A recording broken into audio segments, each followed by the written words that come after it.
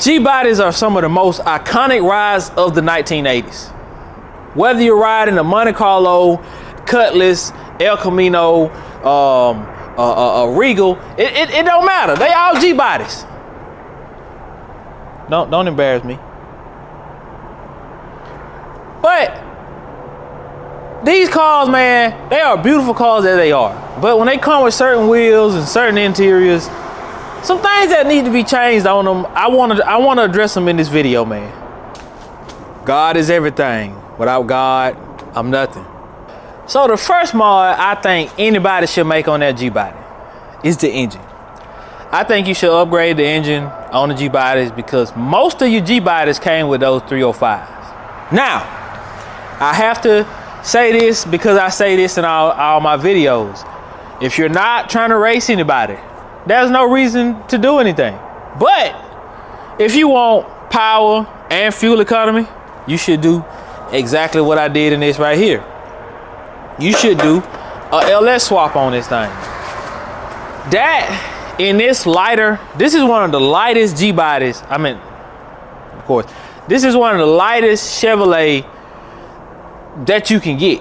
Wheel drive, you know, I mean, this and the Fox body run the racetrack. These are the two cars you're gonna see at the racetrack, which should tell you the G-bodies are some of the best platforms, man. Now I know a lot of y'all gonna say, man, if you're gonna put an LS in there, you need to put an 8.8 or a 9-inch in there. You don't. You really don't.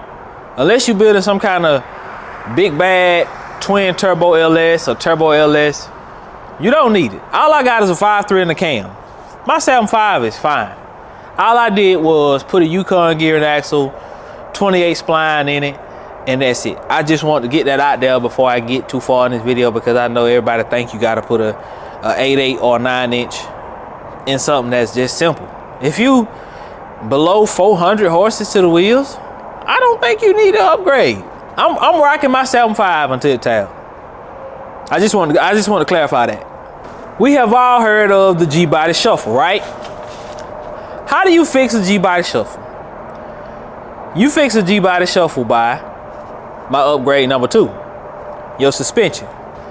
So you should be bracing your frame, making some modifications to that suspension. I think you have to relocate stuff. I hadn't done that. I hadn't done any of this. But how you get rid of the G-body shuffle is by, I think they said bracing your frame. I think is what's making it do that is the frame is flexing. So a lot of guys start to brace their frames and just make suspension upgrades. And for the record, I mean, the cars came out in the 80s. They probably need some suspension upgrades anyway.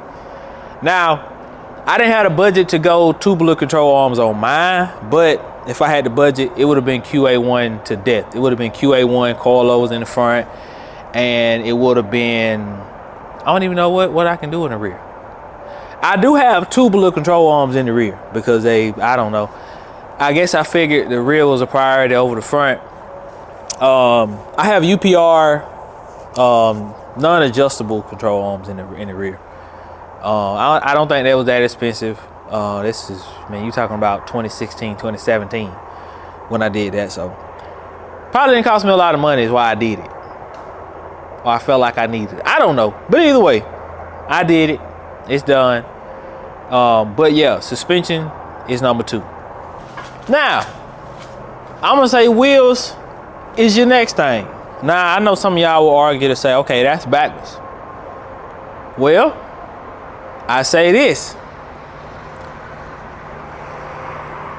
I don't believe in putting big wheels on G-bodies, so that's why my order is how it is.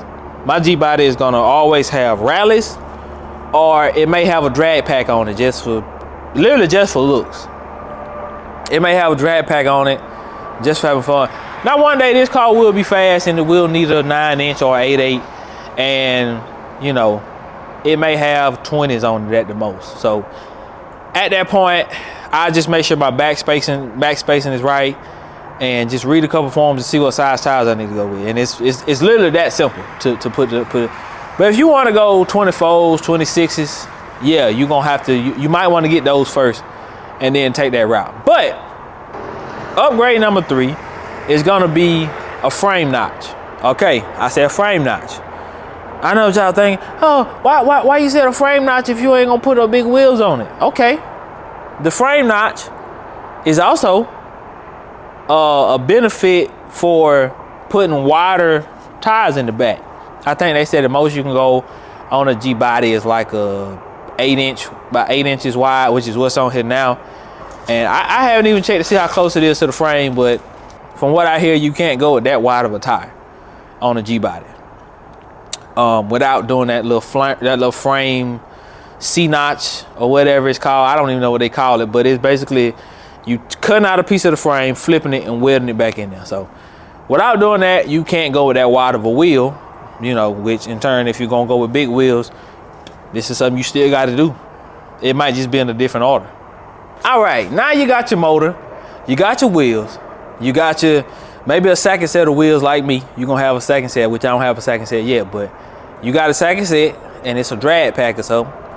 And the only thing left to do now is make this thing really look good. And the way to really make a G-body look good is a simple paint job. Now I say simple, but I don't mean just black, white, and whatever. But they do look good with just black, white, or whatever. It don't even matter. A G-body can be 5 different colors and have a set of rallies on it. And I'm like, whoo, boy, that thing look good. Especially if it sit right. I'm on stock suspension right now, and mine look pretty good. I ain't gonna lie to y'all. It actually looks pretty good. I'm actually gonna ride it like this for a while. It'll probably get dropped a few inches, but so upgrade number 4 is gonna be paint and body. Paint it, find your color, and honestly, man, I believe in getting your wheels first. I believe in getting your wheels to kind of give you an idea of, you know, how you gonna go. I believe in going backwards. I believe in getting your wheels first and then picking your paint on top of that. Or, you know, some people may prefer to go paint, paint first and then pick your wheels. I believe to go backwards. That's just me. I got wheels for this, and I hadn't even really started restoring it yet. So that just show you how my thought process. And the very last piece of this puzzle is gonna be, drum roll please, your interior. Yep, your interior. And I believe in going back with factory interior. Don't shoot the messenger. That's what I'm doing to mine. Mine came with a bench seat in it, and I took the bench seat out, and I got some Cutlass seats, and I got a Cutlass console going right back in there. It's gonna look like it came from the factory like that. That's just me though. I just like the factory look. That's just me. Let me know what you think down in the comments below. Let me know your order of how you do things and how you work on your cars. Let me know in the comment section.